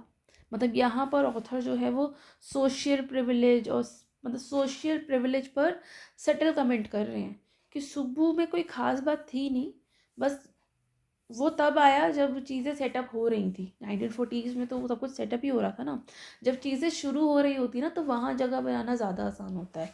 प्लस वो एक ब्राह्मण फैमिली में पैदा हुआ था तो उसको ज़्यादा एक्सपोजर मिला, जिससे कि उसको मतलब मोर एफ्लुएंट सिचुएशन और लोगों में उसको ज़्यादा एक्सपोजर मिला, इस वजह से वो आगे बढ़ गया। He had the ability to look careful at all times even after having had a hand in a flop film. सुबह हमेशा खुश रहने की कला जानता था, जबकि उसकी फिल्म कुछ मूवीज़ है, एक मतलब फिल्म जो उसकी वो फ्लॉप हो रही थी, मतलब कोई किसी की मूवी फ्लॉप हो गई उसके बाद कोई खुश रह रहा है तो ये तो भाई कला ही है उसके अंदर। तो सुब्बू भी वही था। सुब्बू को खुश रहने की कला पता थी, उसे कैसे खुश रहना उसे पता था। फिल्म फ्लॉप होने के बाद भी ही always had work for somebody, he could never do things on his own. मतलब वो हमेशा किसी और के लिए काम करता था, खुद के लिए तो नहीं करता किया उसने काम। But his sense of loyalty made him identify himself with his principal completely and turn his entire creativity to his principles advantage. But लेकिन जो उसकी आदत थी ना, ये वफादारी जो थी उसकी, मतलब जो उसकी लॉयल्टी थी वो इतनी गहरी थी कि वो अपने बॉस से खुद को पूरी तरह जोड़ लेता था। और शायद यही वजह थी कि वो जेमिनी स्टूडियो में दूसरे नंबर पे था, मतलब बहुत पावरफुल था। अब बॉस के साथ वफादारी करोगे तो बॉस भी तो तुमको अपने साथ ही रखेगा ना, पावर भी देगा। ही was a tailor made for films. मतलब सुब्बू फिल्म इंडस्ट्री के लिए ही बना था। ये एक फ्रेज़ है कि भाई टेलर मेड, मतलब इसी चीज़ के लिए बने थे। टेलर मेड फॉर फिल्म्स मतलब वो सुब्बू जो है, सुब्बू फिल्म इंडस्ट्री के लिए बना था। Here was a man who could be inspired when commanded. तो जैसे ही ऑर्डर मिलता उसका इमेजिनेशन चल पड़ता। The rat fights the tigress underwater and kills her but takes pity on the cubs and tends them lovingly. I don't know how to do the scene, the producer would say, and Subbu would come with 4 ways of the rat pouring affection on its victim's offspring. अब यहाँ पर producer का dialogue है कि मतलब producer भी जो भी अजीब सीन बोल देता, मतलब प्रोड्यूसर को खुद नहीं पता होता था कि वो कैसे सीन बनाना चाहता है। प्रोड्यूसर खुद भी नहीं जानना चाह मतलब प्रोड्यूसर खुद भी नहीं जानता था कि सीन कैसे बनाना है। तब ये अपनी इमेजिनेशंस जो है सुब्बू वो बनाता था। और वो कहता था कि रैट जो है वो टाइगरस से अंडर वाटर फाइट करते हैं और उसको मार देते हैं। ये सीन है, मतलब अभी खुद भी नहीं पता है ना कि ये कैसे होगा। मतलब प्रोड्यूसर ने एक अजीब सा सीन बोल दिया सुब्बू को कि हमें एक ऐसा सीन शूट करना है जिसमें जो रैट है वो लड़ेगा, चूहा जो है वो लड़ेगा टाइगरस से, शेरनी से अंडर वाटर, और उसको मार देगा। लेकिन फिर उसको उसके कव्स पे दया आ जाएगी और फिर उनको टेंड करेगा, वो लविंगली उनको रख लेगा। But I don't know how to do the scene. ये प्रोड्यूसर का डायलॉग है कि मतलब ये सीन है कि भाई चूहा जो है वो शेरनी के साथ लड़ेगा अंडर वाटर, उसको मार देगा, लेकिन उसके बच्चों पर उसको तरस आ जाएगा। अब उसको नहीं पता, मतलब प्रोड्यूसर कह रहे हैं कि मुझे नहीं पता ये सीन कैसे होगा। तो प्रोड्यूसर ये कहता और सुब्बू जो है वो आता। Subbu would come out with 4 ways of the rat pouring affection on it's victims of spring. तो ऑथर अपनी क्रिएटिविटी से, मतलब सॉरी ऑथर नहीं, सुब्बू अपनी क्रिएटिविटी से सब कुछ सॉल्व कर देता। तो मतलब प्रोड्यूसर ने तो बोला उसको कि चूहा जो है वो शेरनी को पानी में लड़ेगा, उससे उसको मार देगा, फिर उसके बच्चों पर तरस खा के छोड़ देगा। तो यहाँ ऑथर बताते हैं कि सुब्बू इतना क्रिएटिव था कि एक छोटी सी प्रॉब्लम पर भी 4-5 नहीं बल्कि 14-15 आइडियाज़ दे दिया करता था। मतलब वो ऐसे सुब्बू से मतलब इतने सारे आइडियाज़ दे देता था। फिर प्रोड्यूसर को लगता था कि आइडिया इनफ नहीं है और सुब्बू 1 मिनट में और नए ऑप्शंस ला देता। मतलब सुब्बू जो एक्सट्रीमली इमेजिनेटिव था और फास्ट थिंक करता, शायद यही वजह थी कि वो इतना टैलेंटेड था, उसको इतना पावर मिली हुई थी।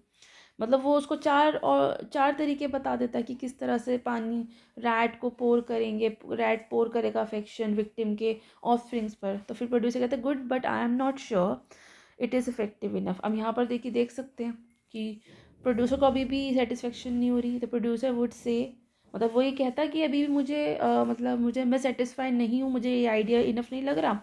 तो एक ही मिनट में in a minute Subbu would come out with 14 more alternatives. वही जो मैंने आपको बताया ना कि सुब्बू जो है वो 4-5 आइडिया लेकर आ जाता, अगर 4-5 आइडिया से भी प्रोड्यूसर सेटिस्फाई नहीं हो पाता तो वो एक ही मिनट में 14-15 आइडियाज़ और ले आता। मतलब बहुत ही इंटेलिजेंट था, मतलब फास्ट थिंकर था, इमेजिनेटिव था। सुब्बू एक्सट्रीमली इमेजिनेटिव और फास्ट थिंकर थिंकर था, यहाँ में पता चलता है। Film making must have been and was so easy with a man like Subbu around, if ever was was a man who gave direction and definition to Gemini Studios during its golden years. It was Subbu. अब बताते हैं कि Gemini studio के golden days में सुब्बू जैसे आदमी के होते हुए फिल्म बनाना बहुत ही आसान हो जाता था। अगर किसी ने स्टूडियो को डायरेक्शन दी है ना, एक अच्छी डायरेक्शन दी है कि स्टूडियो ने अगर प्रोग्रेस की है ना, जेमिनी स्टूडियो ने जितनी भी प्रोग्रेस की है, उसका पूरा का पूरा जो क्रेडिट है वो सुब्बू को ही जाता है। मतलब अगर किसी ने एक्चुअल में जेमिनी स्टूडियो को डायरेक्शन दी है तो वो सुब्बू ने ही दी है। मतलब सुब्बू जेमिनी स्टूडियो का बैकबोन था, आप ये कह सकते हो। Subbu had a separate identity as a poet, and though he was certainly capable of more complex and higher forms, he deliberately chose to address his poetry to the masses. अब सुब्बू सिर्फ फिल्म मेकर ही नहीं था बल्कि एक poet भी था। वो चाहता तो कॉम्प्लेक्स पोइट्री लिख सकता था, लेकिन उसने जानबूझकर सिंपल और मास फ्रेंडली पोइट्री लिखी। यानी कि सुब्बू के अंदर एलिटनेस तो थी और एलिट पोइट्री भी लिख सकता था, लेकिन उसने एलिट नहीं बल्कि कॉमन लोगों के लिए लिखना उसने चूज़ किया। मतलब वो एलिट भी लिख सकता था, लेकिन उसे लगा कि मुझे कॉमन लोगों के लिए लिखना चाहिए, वो ज़्यादा अच्छा है। His success in films overshadowed and dwarfed his literary achievement, or so his critics felt. He composed several truly original story poems in folk refrain and diction, and he also wrote a sprawling novel, Thilana Mohanambal, with dozen of very deftly characters. So films में भी इतनी success मिल गई कि लोग उसकी literary achievements को ignore करने लगे। फिर उसने फोक स्टाइल में भी पोएम्स लिखी और एक बड़ा सा नॉवल भी लिखा था, थिलाना मोहनम्बल नाम का। मतलब सुब्बू एक अंडररेटेड राइटर था, ठीक है। He was quietly recreated the mood and manner of devadasis of the early 20th century. मतलब यहाँ पे पता चलता है कि वो बहुत ही अच्छा उसने लिखा, और देवदास इस पर अर्ली 20th सेंचुरी में उसने काफ़ी कुछ लिखा। He was an amazing actor, वो बहुत ही अच्छा एक्टर था, लेकिन वो कभी हीरो नहीं बना। He never aspire to the lead roles, but whatever subsidy role he played in any of the film he performed better than the supposed main players. मतलब ये कह सकते हो कि वो अच्छा राइटर भी था सुब्बू, और एक बहुत अच्छा एक्टर भी था, लेकिन फिर भी वो कभी मेन लीड नहीं बना, मेन हीरो नहीं बना। लेकिन वो साइड रोल्स में आया, और वो साइड रोल्स में भी जितनी भी मूवीज़ में आया है, उन छोटे रोल्स में भी उसने मेन एक्टर्स से ज़्यादा अच्छा परफॉर्म किया। उसकी एक्टिंग एक्चुअल में मेन एक्टर्स की एक्टिंग पर भारी पड़ गई। मतलब टैलेंट रोल के साइज से डिसाइड होता है। मतलब रोल का साइज़ ये मैटर नहीं करता, कितने अच्छे तरीके से उस रोल को प्ले किया गया है वो बताता है उस रोल की वैल्यू किसी भी मूवी में। He had a genuine love for anyone he came across, and his house was a permanent residence for dozens of near and far relation acquaintances. Subbu बहुत ही दयालु था, बहुत ही चैरिटेबल इंसान था। उसका घर हमेशा रिलेटिव्स और एक्वेंटेंसेस से भरा रहता था। मतलब सुब्बू बहुत इमोशनल और फाइनेंशियली दोनों तरह से जेनरस था, वो सबकी हेल्प करता था। It seemed against Subbu's nature to be even conscious that he was feeding and supporting many of them.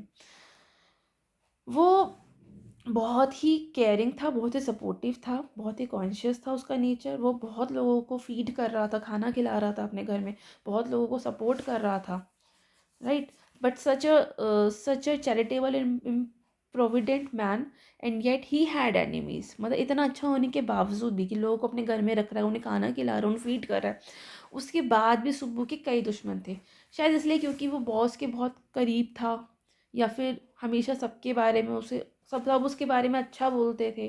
शायद इस वजह से, मतलब उसकी सक्सेस, उसकी जेनरॉसिटी, उसकी क्लोजनेस जेलेसी पैदा करती थी लोगों के बीच में, right. Was it because he seem so close intimate with the boss. हाँ वही बात बोल रहा है ये, कि शायद ये वजह ये थी कि वो बॉस के काफ़ी करीब था। Was it his general demeanour that resemble a sycophants, मतलब वो बहुत ज़्यादा लोगों की हेल्प करता था। और हिज रेडीनेस टू से नाइस थिंग्स अबाउट एवरीवन, और हर कोई इंसान उसके बारे में अच्छा कहता था, वो हर किसी के बारे में अच्छा ही बोलता था। In any case, there was this man in the makeup department who would wish that direst things for Subbu. So makeup department में एक आदमी था जो सुबू से नफरत करता था और उसके लिए बुरी चीज़ें बोलता था। तो ये वर्क प्लेस पॉलिटिक्स का क्लियर एग्जाम्पल है। शायद ये वही बॉय था, क्योंकि उसको लगता था ना कि उसके दुख का जो रीज़न है वो सुब्बू है। सुब्बू बुरा नहीं है, लेकिन उसकी अच्छाइयाँ ही लोगों को उससे जेलस करा रही हैं। अब आगे ऑथर बताते हैं, you so Subbu always with the boss but in the attendance roles, and he was grouped under the department called the story department, comprising a lawyer and an assembly of writers and the poets. अब वो बताते हैं कि attendance role में Subbu attendance role में सुब्बू को story department के under रखा गया था, जिसमें लॉयर्स और राइटर्स थे। मतलब जेमिनी स्टूडियो का एडमिनिस्ट्रेटिव कियोस था। स्टूडियो का लॉयर बहुत ही टेम्परामेंटल था।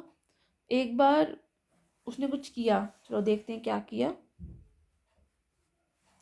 तो मतलब हमेशा बॉस के साथ रहता था अटेंडेंस रोल में, और उसको एक डिपार्टमेंट रखा गया था जो कि स्टोरी डिपार्टमेंट था। वहाँ पे कुछ एक लॉयर था और कुछ असेंबली थी राइटर्स की, पोइट्स की।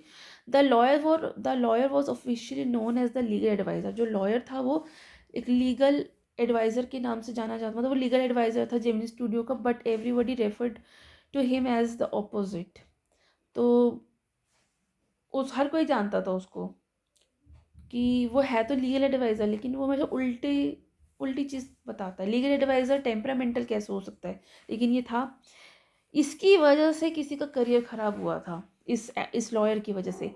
N extremely talented actress who was extremely temperamental once blew over on the sets. एक बार एक एक्ट्रेस ने गुस्से में उसे कुछ बोल दिया, क्योंकि वो भी टेम्परामेंटल थी। तो लॉयर ने रिकॉर्डिंग चलाकर सिचुएशन हैंडल कर ली। मतलब यहाँ पर लॉयर प्रैक्टिकल और क्लेवर था, ठीक है। While everybody stood stunned, the lawyer quietly switch on the record equipment. मतलब उसने पूरी सिचुएशन संभाल ली। When the actress pause for breath, the lawyer said to it, 1 minute please and play back the recording. There was nothing incriminating and unmentionably foul about the actress tirade against the producer. यहाँ पर मतलब मैं आपको थोड़ा clear में बताती हूँ कि ये क्या बोल रहे हैं। ये बोल रहे हैं कि यहाँ एक बहुत ही टैलेंटेड एक्ट्रेस का जिक्र हुआ है, लेकिन उसका जो बिहेवियर था वो बहुत ही टेम्परामेंटल था, मतलब गुस्से वाला था।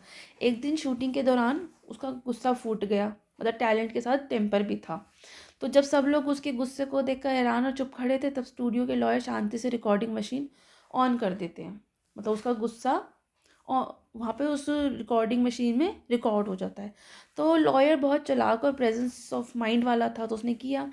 अब जब एक्ट्रेस थोड़ी देर के लिए सांस लेने को रुकी, तब लॉयर ने बोला, 1 minute प्लीज़, और रिकॉर्डिंग चला दी। मतलब लॉयर ने बिना गुस्सा किए सिचुएशन कंट्रोल कर ली। अब एक्ट्रेस ने क्या किया, there was nothing incriminated unmentionably foul about the actress tirade against the producer. अब एक्ट्रेस ने गुस्से में प्रोड्यूसर के खिलाफ जो भी कुछ कहा था, हमने बताया ना आपको कि वो शूटिंग करते उसको एकदम गुस्सा आ गया था और उसने बहुत सारा गुस्सा निकाल दिया था, और उस बात को रिकॉर्ड कर लिया था इस लॉयर ने। तो उसने सब कुछ बोला था कि मतलब प्रोड्यूसर के अगेंस्ट भी जो भी कुछ बोला था वो उसको चुप कराया एडवोकेट ने, लॉयर ने उस एक्ट्रेस को, और बोले 1 minute रुक जाइए प्लीज़, और फिर उसने वो रिकॉर्डिंग चला दी।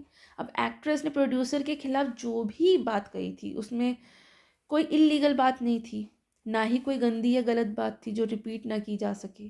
तो एक्ट्रेस का गुस्सा ज़्यादा था, लेकिन बात लिमिट के अंदर थी, राइट। तो चलो आगे पढ़ते हैं। But when she heard her voice again through the sound equipment, she was struck dumb. मतलब उसने ऐसी कोई बात तो नहीं थी जिससे प्रॉब्लम हो, लेकिन जब उसने अपनी आवाज़ सुनी तो वो मतलब साउंड इक्विपमेंट के थ्रू अपनी आवाज़ सुनी तो वो स्ट्रक हो गई, एकदम डम्ब हो गई। मतलब उसने अपनी खुद की आवाज़ सुनी और वो अपनी आवाज़ सुन के बिल्कुल चुप और शॉक्ड हो गई। अपना गुस्सा रिकॉर्डिंग में सुनना उसके लिए बहुत ही ज़्यादा बड़ा झटका था। A girl from Yes, a girl from the countryside, she had not gone through all the stages of worldly experience that generally precede a position of importance, sophistication that he had found herself catapulted into. अब वो लड़की जो थी वो गांव से आई हुई सीधी सादी लड़की थी। उसने ज़िंदगी के वो एक्सपीरियंसेस नहीं देखे थे जो आम तौर पर शोहरत और बड़ी पोजीशन से पहले आते हैं। तो फेम उस पर अचानक आ गया था, तो शायद यही वजह थी कि उसने ऐसा किया। और वो अचानक ही उसने ऊपर मतलब उसने एकदम से उछाल लगा दी ऊपर की तरफ बिना तैयारी के। मतलब स्टारडम उसके लिए टू सडन था कि अचानक से उसे स्टारडम मिल गई थी ना, तो इस वजह से शायद उसका उसका टेम्परामेंट जो था वो बहुत हाई हो गया। She never quite recovered from the terror she fail that day. उस दिन का डर और शौक उसके दिमाग में कभी पूरी तरह से गया ही नहीं। मतलब उसको खुद की आवाज़ से, उसे खुद के गुस्से से मेंटल ट्रॉमा हो गया। And that was the end of brief and brilliant acting career. और इसी घटना के साथ उसका छोटा पर चमकदार एक्टिंग करियर ख़त्म हो गया। मतलब उसे खुद के गुस्से से उसको ट्रॉमा हो गया। मतलब उसके अंदर टैलेंट था पर करियर ज़्यादा उसका चल नहीं पाया। तो ये इसका ब्लेम जा सकता है इस लीगल एडवाइज़र को कि उसने एक लड़की का करियर ख़राब कर दिया। वो बहुत ज़्यादा गुस्सा कर रही थी। ऑल्दो उसमें कुछ गलत नहीं बोली थी वो, लेकिन उसने उसको उसका गुस्सा दिखा दिया कि तुम इतना गुस्सा कर रही हो। चलो आगे पढ़ते हैं।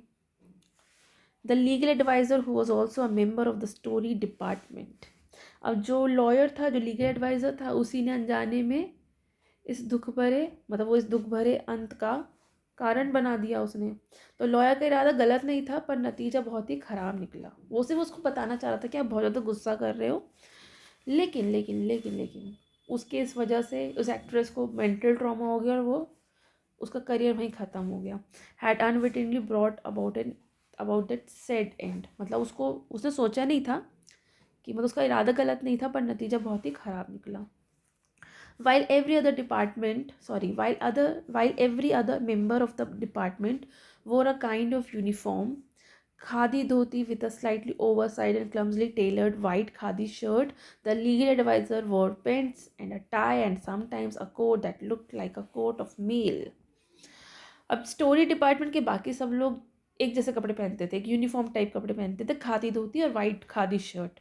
सब खादी धोती और सफ़ेद खादी कुर्ता पहनते थे जो थोड़ा सा ओवरसाइज्ड होता था, क्लमजी टेलर्ड होता था। खादी शर्ट जो होती थी मतलब थोड़े से बेढंग सिलाई वाले कपड़े होते थे। मतलब गांधीयन सिंप्लिसिटी देखने को मिलती है। लेकिन वही ये जो लीगल एडवाइज़र था, ये जो लॉयर था, ये बिल्कुल अलग दिखता था क्योंकि ये पैंट्स पहनता था, टाई पहनता था और कभी कभी तो ये कोट पहन के आता था। मतलब कभी कभी हैवी कोट भी पहनता था। मतलब सारे लोग देसी पहन के आते थे लेकिन लॉयर बिल्कुल अंग्रेजी स्टाइल में आता था, पैंट्स वगैरह पहन कर आता था। Often he looked alone and helpless, a man of cold logic in a crowd of dreamers, a neutral man in an assembly of Gandhiites and Khadiites. अब बेचारा ये लीगल एडवाइज़र क्योंकि ये बिल्कुल अंग्रेज़ी स्टाइल में आता था तो वो भीड़ में भी अकेला और अलग थलग सा लगता था। जहाँ सब सपने देखने वाले पोएट्स थे, मतलब यहाँ सब सपने देखने वाले पोएट्स थे, वहाँ वो ठंडे दिमाग से सोचने वाला आदमी था। है ना कि ये a man of cold logic in the crowd of dreamers. मतलब सारे ड्रीमर्स थे, सपने देखने वाले थे, यहाँ एक कोल्ड लॉजिक वाला बंदा था। मतलब ये एक बहुत ही न्यूट्रल इंसान था। क्योंकि ये गांधीआइट्स और खादीआइट्स मतलब गांधी जी को फॉलो करने वाले और खादी पहनने वाले फॉलोअर्स थे। और यहाँ पर ये न्यूट्रल था। इसकी ऐसे कोई फिलॉसफी नहीं थी कि गांधी जी को फॉलो करेंगे कि अंग्रेज़ों को फॉलो करेंगे। इसकी फिलॉसफी बिल्कुल न्यूट्रल थी। Like so many of those who were close to the boss, he was allowed to produce a film, and though a lot of raw stock and pancakes were used on it, not much came to the film. अब boss के करीब होने की वजह से उसे भी film बनाने का मौका मिला। फिल्म में बहुत ज़्यादा रील्स यानी कि रॉ स्टॉक और पैनकेक्स मेकअप जो है वो लगता था, लेकिन फिल्म फ्लॉप हो गई। मतलब फिल्म में बहुत सारी रील्स लग रही हैं, मतलब रॉ स्टॉक लग रहा है। पहले रील्स में मूवी बनती थी, रील होती थी, ये आजकल वाली रील नहीं जो हम 10 सेकंड 20 सेकंड की देखते हैं, वो रील नहीं। पहले वो एक रील आती थी, अगर आपके मम्मी पापा के ज़माने के आपके पास फ़ोटोज़ होंगी तो उसका एक ब्लूप्रिंट भी होता था, वो रील्स होती थी और मूवीज़ भी रील में रिकॉर्ड होती थी, बड़ी बड़ी सर्कल्स में ये लिपटी हुई होती थी। तो फिल्म बनाने में बहुत ज़्यादा रील्स, इनके रॉ स्टॉक लगता था, ठीक है, रॉ स्टॉक यानी कि रील्स लगती थी, और मेकअप यानी कि पैनकेक बहुत ज़्यादा लगता था। लेकिन फिल्म जो है फ्लॉप हो गई, मतलब इसने मूवी भी बनाई क्योंकि बॉस के बहुत करीब था, इसने भी मूवी बनाई लेकिन फिल्म फ्लॉप हो गई, ज़्यादा खर्चा हुआ बहुत लेकिन रिजल्ट नहीं आया। Then one day, the boss closed down the story department, and this was perhaps the only instance in all human history where a lawyer lost his job because the poets were asked to go home. अब एक दिन boss ने पूरा story department ही बंद कर दिया। ये शायद इतिहास का अकेला केस था जहाँ पोएट्स को निकालने की वजह से लॉयर की जॉब चली गई। बता, यहाँ पे आयरनी भी है और सटायर भी है। Gemini Studios was the favorite haunts of poets like S.D.S. योगियार। ये S.D.S. योगियार फ्रीडम फाइटर थे, एक नेशनल पोएट थे, इनके बारे में आप गूगल कर सकते हैं। सांगू सुब्रमण्यम, कृष्ण शास्त्री एंड हरबिन हर हरिंद्रनाथ, हाँ हरिंद्रनाथ चट्टोपाध्याय। हरिंद्रनाथ चट्टोपाध्याय एक पोएट और प्ले राइट थे। तो जेमिनी स्टूडियो जो पोइट्स का अड्डा था, यहाँ पे S.D.S. योगियार, कृष्ण शास्त्री जैसे, संगू सुब्रमण्यम, हरींद्रनाथ चट्टोपाध्याय जैसे बड़े बड़े मशहूर लोग काम करते थे, वहाँ आते थे लोग। It had an excellent mess which supplied good coffee eight all times of the day and for most part of the night. वहाँ की कैंटीन बहुत अच्छी थी, मतलब एक्सीलेंट मेस, बहुत ही अच्छी कैंटीन थी जहाँ पर बहुत ही अच्छी कॉफ़ी मिलती थी दिन रात, all times of the day मिलती थी, पूरी रात भी, मतलब दिन रात वहाँ बहुत अच्छी कॉफ़ी बहुत अच्छी मिलती थी। Those were the days when Congress rule meant prohibition, meeting over a cup of coffee was rather satisfying entertainment. So हम्म तो ये तब तब की बात है जब कांग्रेस रूल में शराब बंद थी, शराब पीना मना था, और इसलिए कॉफ़ी पर बैठना ही एंटरटेनमेंट था। तो कांग्रेस ने मतलब प्रोहिबिशन कर दिया था ना, मतलब ज़्यादा अच्छा, मतलब कॉफ़ी पर बैठना ही लोगों को ज़्यादा एंटरटेनिंग लगता था। Barring the office boys and a couple of clerks, everybody else at the studio radiated leisure, a prerequisite of poetry. So office boys और क्लर्क्स के अलावा बाकी सब काम से ज़्यादा आराम मोड में रहते थे उस टाइम पर। Most of them were khadi and worship Gandhi ji, but beyond that they had not the faintest appreciation of for political thought of any kind. सब खादी पहनते थे और गांधी जी को मानते थे, लेकिन पॉलिटिक्स की समझ ज़्यादा नहीं थी उन्हें, बस मानते थे गांधी जी को। Naturally they were all averse to the term communism, इसलिए कम्युनिज्म शब्द से ही डरते थे वो लोग। आगे हम पढ़ते हैं। A communist is a godless man, उन लोगों के लिए कम्युनिस्ट एक ऐसा इंसान था जो भगवान में नहीं मानता था, right. He had no filial and conjugal love, he had no compunction about killing his own parents or his children. He was always out to cause and spread unrest and violence among innocent and ignorant people. अब यहाँ ना communist को लेकर, मतलब वो लोग इस term से थोड़ा सा परहेज़ करते थे क्योंकि ये लोग कम्युनिस्ट को लेकर एक गलत धारणा रखे हुए थे, एक मिसकंसेप्शन था कि, मतलब उसका जिक्र है यहाँ पर कि लोग मानते थे कि कम्युनिस्ट जो होता है ना भगवान को नहीं मानता, गॉडलेस होता है, उसका कोई माँ बाप या अपने बीवी बच्चों से प्यार नहीं होता, उसका अपनी ही पेरेंट्स या बच्चों को मारने में भी उसको शर्म नहीं होगी। He had no compunction about killing his own parent, मतलब उसको अपनी खुद की फैमिली से, अपने पेरेंट्स से, अपने बच्चों से, अपनी वाइफ से कोई प्यार नहीं होता।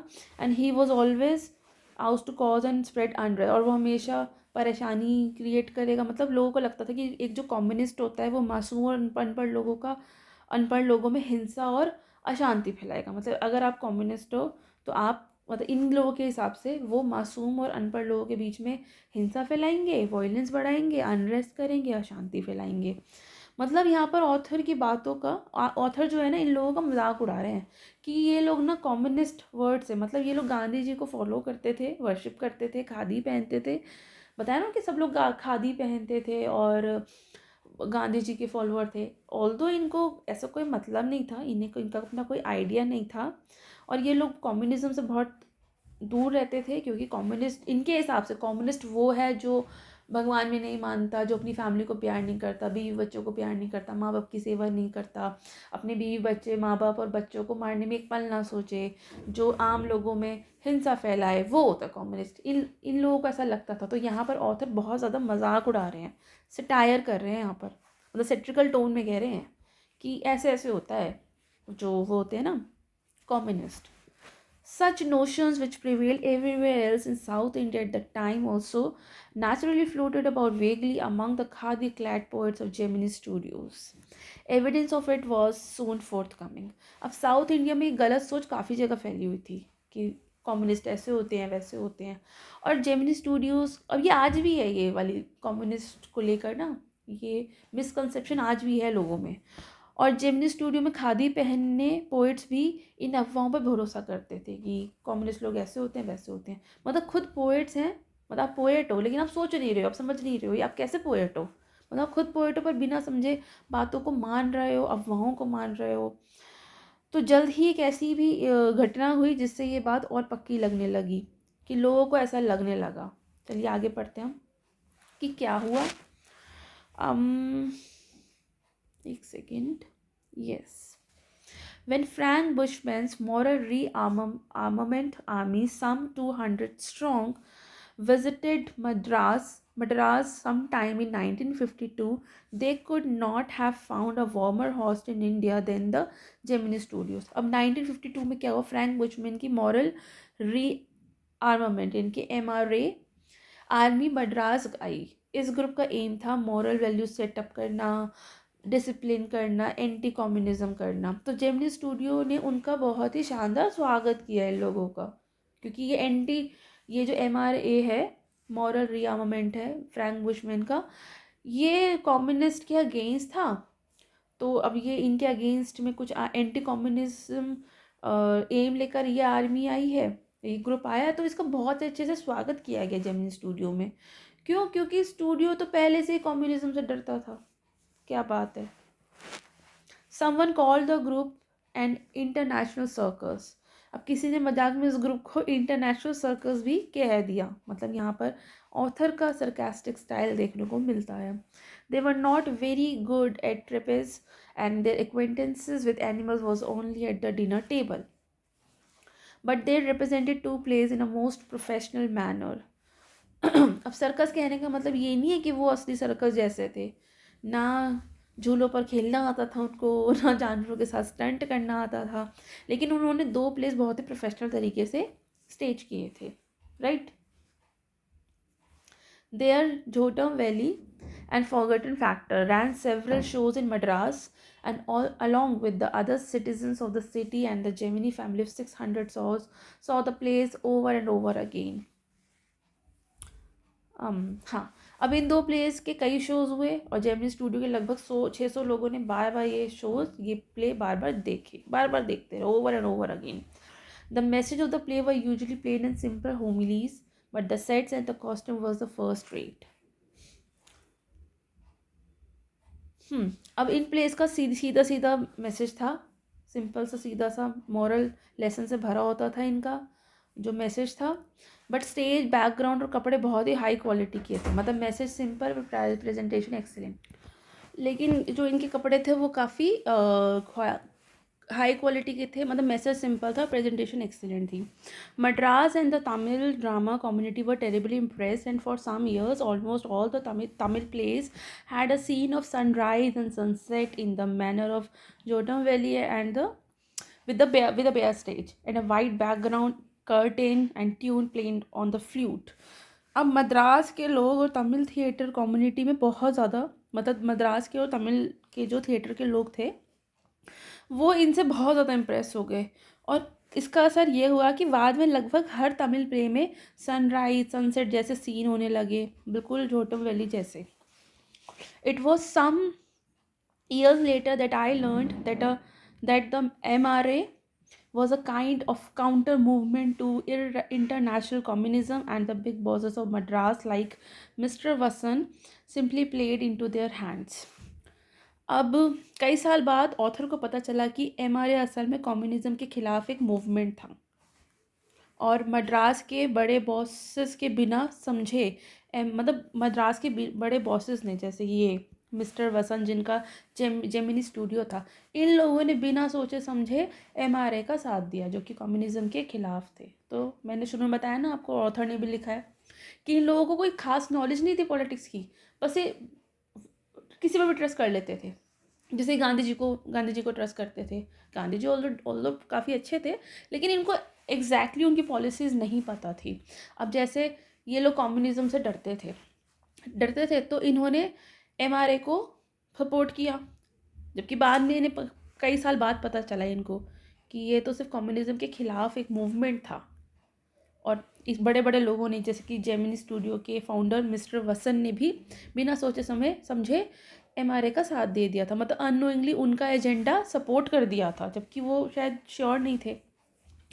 I am not sure, however, that this was indeed the case for the unchangeable aspect of these big bosses, and their enterprise remained the same.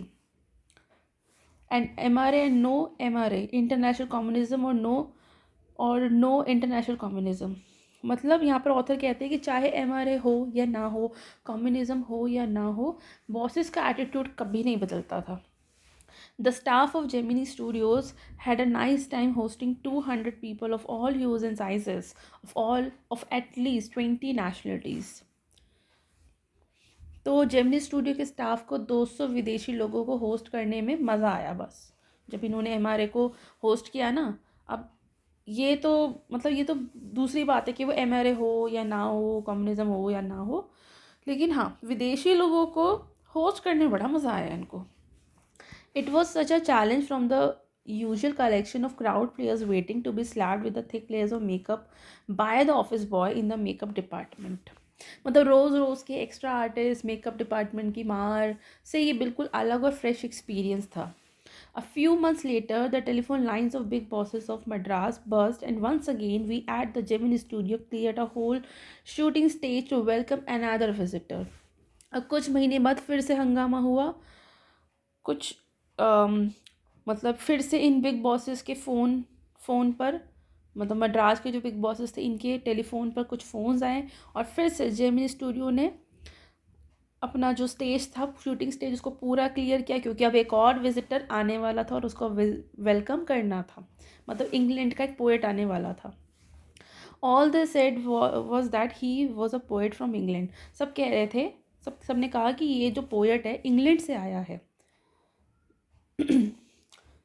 The only poets from England the simple Gemini staff knew or heard of Wordsworth or Tennyson.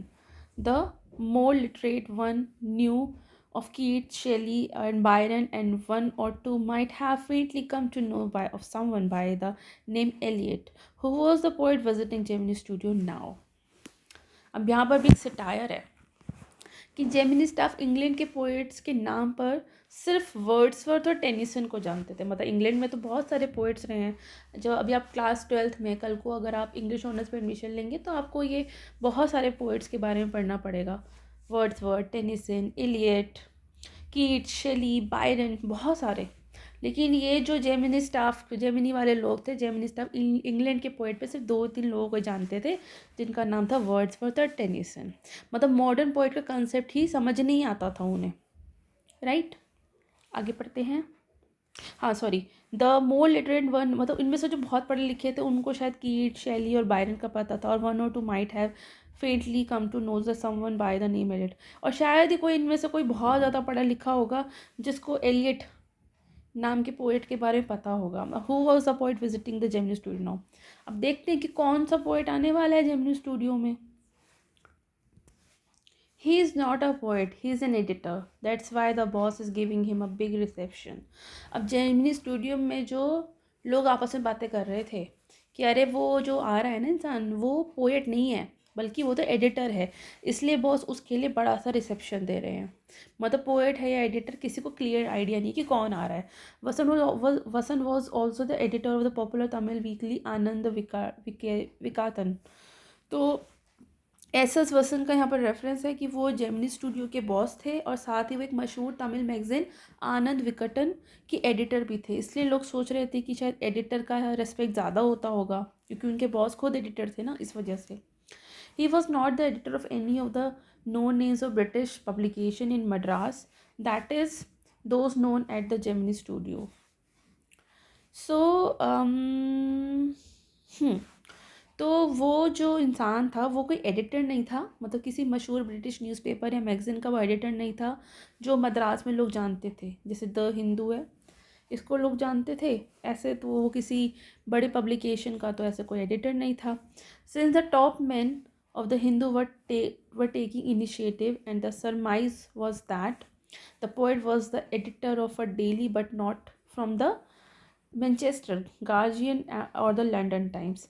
That was all that even the most well informed among us knew. अब लोग सिर्फ guess कर रहे थे, अंदाज़ा लगा रहे थे कि कौन है. शायद वो किसी इंग्लिश डेली का एडिटर होगा, लेकिन गार्जियन या लंदन टाइम्स जैसा बड़ा नाम तो नहीं होगा. मतलब आयरनी यहाँ पे ये है कि ये लोग वेल इन्फॉर्म लोग भी सिर्फ गेस ही कर पा रहे थे. अब इस जेमिनी स्टूडियो के जो वेल इन्फॉर्म लोग हैं वो भी सिर्फ गेस ही कर पा रहे हैं. सबसे ज़्यादा जो लोग थे, सबसे ज़्यादा जानकार लोग भी इतना नहीं जानते थे. असल सच किसी को नहीं पता था कि कौन आ रहा है. देखते हैं कौन आ रहा है. At last, around 4 in the afternoon, the poet or the editor arrived. अब आखिरकार शाम 4 बजे करीब वो आदमी आ गया, वो इंसान आ गया. मतलब अभी भी श्योर नहीं है कि पोएट आया है या एडिटर आया, अब कोई तो आया है, देखते हैं. He was a tall man, very English, very serious, and of course very unknown to all of us. तो वो बताते हैं, ऑथर यहाँ पे उसका डिस्क्रिप्शन दे रहे हैं कि वो बहुत लंबा था, बहुत ही इंग्लिश था, मतलब टिपिकल इंग्लिश लुक्स थे उसके, बहुत सीरियस दिख रहा था, and of course very unknown to all of us. बिल्कुल हम में से कोई नहीं जानता था उसको, जेमिनी स्टूडियो के लोगों के लिए बिल्कुल अनजान था. बेटलिंग with half a dozen pedestal fans on the shooting stage, the boss read out a long speech. अब शूटिंग स्टेज पर बताते हैं कि बहुत गर्मी थी, कई पेडेस्टल फैंस चल रहे थे, और फिर भी बॉस ने लंबी स्पीच दे दी. देखते हैं आगे क्या होता है. It was obvious that he too knew precious little about the poet और द एडिटर. अब इससे पता चलता है कि बॉस को भी ना पोएट या जो एडिटर था उसके बारे में ज़्यादा कुछ नहीं पता था. मतलब ये कह लीजिए कि किसको वेलकम कर रहे हैं पता नहीं, कर रहे हैं बस इतना पता है. किसको कर रहे हैं, पोएट है या एडिटर है, नहीं पता. यहाँ तक कि जो उसको वेलकम कर रहा है, जो उनका बॉस है, मतलब जो वेलकम स्पीच दे रहा है, वही गेस्ट को नहीं जानते हैं. ये बहुत अच्छा सिटायर है. The speech was all in the most general terms but here and there, and it was peppered with words like freedom and democracy. So boss की स्पीच बहुत ही वॉक थी क्योंकि कुछ क्लियर नहीं था, बस जनरल बातें बोल रहे थे और बीच बीच में हेवी वर्ड्स बोल रहे थे जैसे कि फ्रीडम एंड डेमोक्रेसी. मतलब शो ऑफ लैंग्वेज थी पूरी की पूरी स्पीच में, कंटेंट कम था. Then the poet spoke. अब फिर वो इंग्लिश पोएट ने भी बोलना शुरू किया. इंग्लिश पोएट है मतलब, चलो पढ़ते हैं आगे. He couldn't have addressed a more dazed and silent audience. No one knew what he was talking about, and his accent defeated any attempt to understand what he was saying. अब उसने बोलना शुरू किया तो ऑडियंस को कुछ समझ में नहीं आया. समझ आने के कई रीज़न थे, जैसे उसका एक्सेंट बहुत अजीब था, मतलब समझ नहीं आ रहा था, इंडियंस को नहीं समझ में आ रहा था. कई बार ऐसा होता है कि हम इंग्लिश मूवी देखने बैठते हैं, हमें सब टाइटल्स पढ़ने पड़ते हैं क्योंकि हमें एक्सेंट समझ नहीं आता. ये तो आदत वाली बात है. तो मतलब ऑडियंस सुन रही थी उसको, जो पोएट था, एडिटर जो भी था, वो जो बोल रहा था, तो सब ब्लैंक थे, बिल्कुल चुप थे, किसी को कुछ समझ नहीं आ रहा था कि ये बोल क्या रहा है. बिल्कुल साइलेंट ऑडियंस थी, कोई नहीं जानता था. मतलब सब्जेक्ट जो है वो समझ से बाहर था. काफ़ी स्ट्रॉन्ग इंग्लिश एक्सेंट था, ये पता था. तो लैंग्वेज वेरियर यहाँ पर था. सो तमिल फिल्म स्टूडियो के लोग इंग्लिश पोइट्री से कनेक्ट नहीं कर पा रहे थे. और देखो गेस्ट भी कौन आया है. The whole thing lasted about an hour. Then the poet left and we all dispersed in a utter befuddlement. What are we doing? What is an English poet doing in a film studio which makes Tamil famous for the simplest sort of people? People whose lives least afforded them the possibility of cultivating a taste of English poetry. The poet looked pretty baffled too, for he too to must have felt the sheer incongruity for his talk about the thrills and travails of an English poet. His visit remained an unexplained mystery. um, पूरा programme almost 1 घंटे तक चला। उसके बाद poet चला गया और सब लोग कंफ्यूज हैं, कंफ्यूज होकर डिस्पर्स हो गए कि हम, मतलब लोग खुद से सवाल कर रहे थे कि हम यह कर क्या रहे हैं, कर क्या रहे हैं, हम क्या सुन रहे हैं। इंग्लिश पोएट का इंग्लिश पोएट का इस तमिल फिल्म जो बनाता है स्टूडियो, वहाँ क्या काम है? इंग्लिश पोएट का तमिल फिल्म स्टूडियो में काम ही क्या है, क्यों आया है ये? मतलब इंग्लिश पोएट करेगा क्या इन फिल्म स्टूडियो में, जो कि सिर्फ तमिल मूवी बनाती है सिंपलेस्ट सॉर्ट ऑफ पीपल के लिए, मतलब एक आम जनता के लिए। तमिल के जो लोकल लोग हैं, local people of Tamil region जो लोग हैं, उनके लिए जो मूवीज़ बना रहे हैं। यहाँ पर इंग्लिश पोएट का काम क्या है? मतलब जिनका इंग्लिश से कोई लेना देना नहीं है, वो तो तमिल बोलते हैं, तमिल सुनते हैं, तमिल में मूवी बनाते हैं, तमिल में मूवी देखते हैं, तमिल में गाने गाते हैं, तमिल में ही बातचीत करते हैं। उन लोगों का इस इंग्लिश पोएट से मतलब क्या है, किसी को समझ में नहीं आया। तो अब ऑडियंस जिनकी ज़िंदगी इतनी मुश्किल थी कि इंग्लिश पोइट्री डेवलप करने का मौका ही नहीं मिला था उनको, अब वो वहाँ उनको ये सब सुनना पड़ा। मतलब क्लास डिवाइड थी, कल्चरल गैप था। पोएट खुद भी काफ़ी कंफ्यूज बैफर्ड लग रहा था, उसको खुद समझ नहीं आता कि इन लोगों से बात क्या करूँ। उसे भी लगा होगा ना कि ये जगह और ऑडियंस मैच नहीं कर रही, इसलिए वो चला गया होगा थोड़ा बहुत बोल के। But his visit remained an explained mystery. मतलब पोएट की विजिट आज तक एक मिस्ट्री बनकर रह गई कि ये क्यों आया था और क्या बोला इसने, हमें नहीं पता। ना किसी को समझ में आया कि ये क्यों आया है, किस लिए आया है, ना इसका आने का कोई पर्पस समझ में आया, इसने बोला क्या वो भी समझ में नहीं आया। तो मतलब यहाँ पर अशोका मित्र ने जेमिनी स्टूडियो के इंटेलेक्चुअल कन्फ्यूजन, कल्चरल मिसमैच और इंग्लिश पोएट की जो विजिट हुई है उसकी एब्सर्डिटी को ह्यूमर, आयरनी और सटायर के साथ दिखाया है। चलिए आगे पढ़ते हैं, चैप्टर बहुत बड़ा है। The great prose writers of the world may not admit it, but my conviction grows stronger day after day that prose writing is not and can't be the true pursuit of a genius. अब दुनिया के बड़े बड़े pros writers चाहे माने या ना माने, लेकिन ऑथर का मानना ये है कि प्रोज लिखना जीनियस का काम नहीं होता। मतलब यहाँ ऑथर थोड़ा सा ह्यूमरस और आयरॉनिक टोन यूज़ कर रहे हैं। उनके अकॉर्डिंग, मतलब ऑथर के अकॉर्डिंग प्रोज लिखना किसी जीनियस का असली काम नहीं है। मतलब प्रोज राइटिंग में इंस्पिरेशन से ज़्यादा मेहनत, मतलब प्रोज राइटिंग में इंस्पिरेशन से ज़्यादा ज़रूरत है मेहनत और सब्र की। It is for the patient and persistent. Prose लिखना उन लोगों के लिए होता है जो धैर्य रखते हैं, जो पेशेंस रखते हैं, जो बार बार लिखने को तैयार करते हैं खुद को, और रिजेक्शन से नहीं घबराते। तो ये उनका काम होता है। It is for the patient, persistent, preserving drudge with a heart so shrunken that nothing can break it, and rejection slips don't mean a thing to him. He at once sets about making a fresh copy of the long prose pieces and sends it on to another editor enclosing postage for the return of the manuscript. तो आगे यहाँ पर author कहते हैं कि भाई कौन लोगों को प्रोज किसको लिखना चाहिए। तो प्रोज उसको लिखना चाहिए जिसके अंदर पेशेंस है, जो बार बार लिखने के लिए खुद को तैयार करते हैं, रिजेक्शन से घबराते नहीं हैं। यहाँ पर एक शब्द है ड्रज, इसका मतलब है, ऑथर ने स्ट्रगलिंग राइटर को रेफर किया ड्रज। तो वो कहते हैं कि ऐसे राइटर्स रिजेक्शन लेटर्स को सीरियस नहीं लेते, मतलब रिजेक्शन होने के बाद भी राइटर्स दोबारा लिखने लग जाते हैं। तो ऐसे ही राइटर्स को प्रोज लिखना चाहिए। शायद ये इस ऑथर के लिए, इस पोएट के लिए कह रहे हैं जो चले गए, या जो भी है। It was for such people that the Hindu had published a tiny announcement in an insignificant corner of an unimportant page, a short story contest organized by a British periodical by the name Encounter. So author बताते हैं कि जो newspaper है the Hindu, उसमें एक छोटी सी announcement छापी थी कि एक शॉर्ट स्टोरी कंपटीशन होने वाला है। तो competition British magazine the Encounter के लिए था। Of course the Encounter was not a known commodity among the genuinely literati. अब उस टाइम जो है वो जो एनकाउंटर है वो कोई फेमस मैगजीन नहीं थी, इसलिए ऑथर पहले उस मैगजीन को समझना चाहते थे।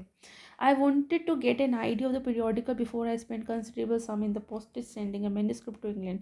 तो मतलब वो कुछ आइडिया लेना चाहते थे पीरियोडिकल का कि क्या है, मतलब कुछ भेजने से पहले। In those days, British Council Library had an entrance with no long-winded signboards and notices to make you feel you were sneaking into a forbidden area. तो ब्रिटिश काउंसिल लाइब्रेरी का डिस्क्रिप्शन यहाँ दिया गया कि कोई फ्लैशी साइन बोर्ड नहीं था, एक सीक्रेट सी जगह जैसी फील हो रही थी, तो ऑथर को लगा जैसे कि वो किसी फॉरबिडन एरिया में घुस रहे हो. So, and there were copies of the encounter lying about in various degrees of freshness and almost untouched by readers. तो वो बताते हैं कि वो जो एरिया था वहाँ पे कई सारी द एनकाउंटर की कॉपीज़ थी, वो वेरियस डिग्रीज पे पड़ी हुई थी फ्रेशनेस के साथ, क्योंकि वहाँ रीडर्स ने उस वो ऑलमोस्ट अनटच थी रीडर्स से, मतलब रीडर्स ने उसको ज़्यादा कुछ टच भी नहीं किया था, मतलब पढ़ा नहीं था. When I read the editor's name, I heard a bell ringing in my shrunken heart. It was the poet who had visited the Gemini studio. अब जब ये इस एनकाउंटर जो द एनकाउंटर को पढ़ रहे थे लाइब्रेरी में जाकर, तो वहाँ इन्होंने एक नाम पढ़ा इन्होंने एडिटर का नाम पढ़ा उस न्यूज़पेपर, वो जो मैगज़ीन थी द एनकाउंटर, उसके एडिटर का नाम पढ़ा, और नाम पढ़ते ही ऑथर के दिल में एक्साइटमेंट हो गई, क्योंकि ये वही नाम था जो जेमिनी स्टूडियो में आया था, ये वही पोएट था, ये वही बंदा था. अब देखते कौन था ये वही पोएट था जो जेमिनी स्टूडियो में आया था. I felt like I had found a long lost brother. इनको बिल्कुल ऐसे फील हुआ जैसे कि कोई पुराना बिछड़ा हुआ भाई मिल गया हो. अभी नाम बताएंगे हमें, क्या नाम है, नाम नहीं बताया है, लेकिन ये ऑथर को अपनी पुरानी यादें याद आ जाती है नाम पढ़ के, उनको ऐसा लगता है जैसे कोई पुराना बिछड़ा हुआ भाई मिल गया हो. मतलब इमोशनल कनेक्शन यहाँ पर दिखाया गया है. And I sang as I sealed the envelope and wrote out his address. उन्होंने वो उसको सील किया एंड envelope को, और उसका नाम लिखा, उसका एड्रेस को. I felt that he too would be singing the same song at the same time.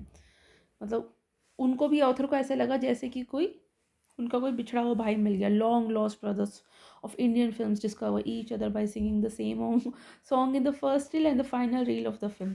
मतलब वो उन्हें ऐसा लग रहा था जैसे वो गाना गा रहे हैं, जैसे कि मूवी में, इंडियन मूवीज़ में होता है ना कि जो बिछड़े हुए भाई होते हैं वो पहली रील में जो गाना गा रहे होते हैं जब वो बिछड़ जाते हैं, और जब मूवी के एंड में जब वो भाई मिल जाते हैं तो जब वो गाना गाते हैं, बिल्कुल ऐसा ही फील हो रहा था उसको, मतलब ऑथर को. और नाम था Stephen Spender. Stephen, that was his name. मतलब यहाँ ऑथर का नाम रिपीट करते हैं ताकि उसका इम्पैक्ट यहाँ स्ट्रॉन्ग हो कि जो ऑथर उस दिन, सॉरी, जो पोएट उस दिन आया था, ये वो इसका एडिटर है द एनकाउंटर का, और इसका नाम है स्टीफन स्पेंडर. स्टीफन स्पेंडर ये एक इंग्लिश पोएट एसेइस्ट है हु कंसंट्रेटेड थी तो social injustice and class struggle. चलिए आगे पढ़ते हैं. And years later, when I was out of Gemini Studios and I had much time but not much money, anything at a reduced price attracted my attention. अब कई साल बाद जब वो ऑथर जो हैं अशोका मित्रन, जब वो जेमिनी स्टूडियो को छोड़ चुके थे और उनके पास इतने पैसे भी नहीं थे, तो जो भी चीज़ सस्ती होती थी, रिड्यूस प्राइस में मिल रही होती थी, वो उनकी अटेंशन को अट्रैक्ट कर ली थी. On the footpath in front of the Madras Mount Road Post Office, there was a pile of brand new books of 50 पैसा each. तो उन्होंने किताब खरीदी वहाँ से, मतलब वहाँ पे 50 पैसे की किताब मिल रही थी, वो उन्होंने ली.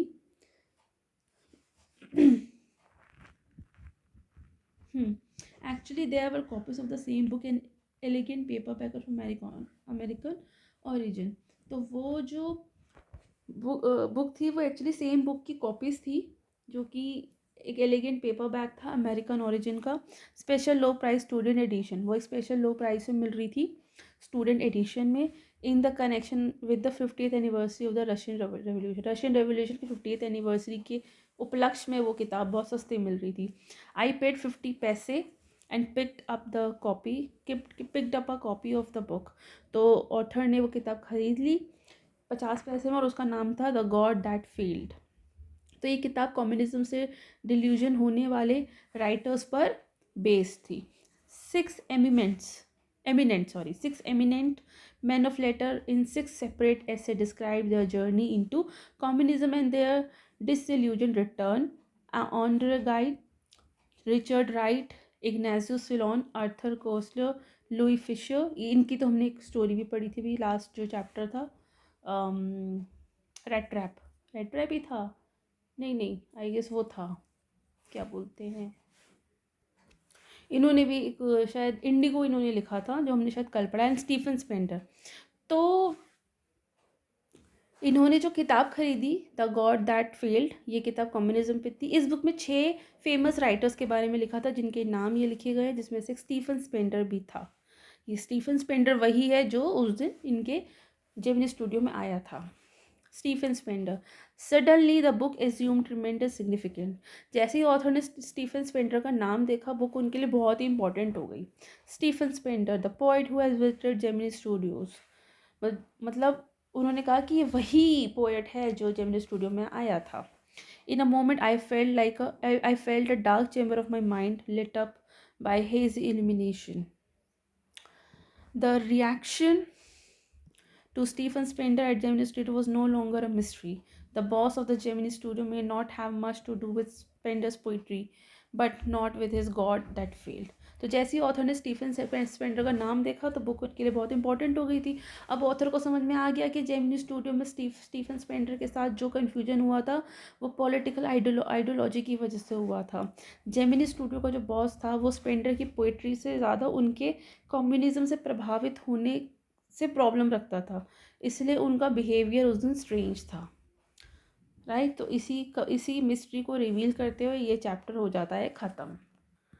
तो आपने देखा इस चैप्टर में ऑथर ने काफ़ी सटायर किया है उस ज़माने के स्टूडियो में, फिल्म मेकिंग प्रोसीजर पे, मेकअप पर, लीगल एडवाइज़र पर, इनकी जो पॉलिटिकल आइडियोलॉजी थी इन पर, मतलब इन सब पर काफ़ी अच्छा अटैक किया है अशोका मित्रन ने अपने ह्यूमर से, अपनी आयरनी से। So through humour, irony and personal experiences, author ने सिर्फ हमें एक ग्लिम्स नहीं दिया है, मतलब एक इन्फॉर्मेशन नहीं दी है, that the author not only gives us a glimpse into the working of Gemini Studio but also highlights how politics, literature and misunderstandings can shape human behavior.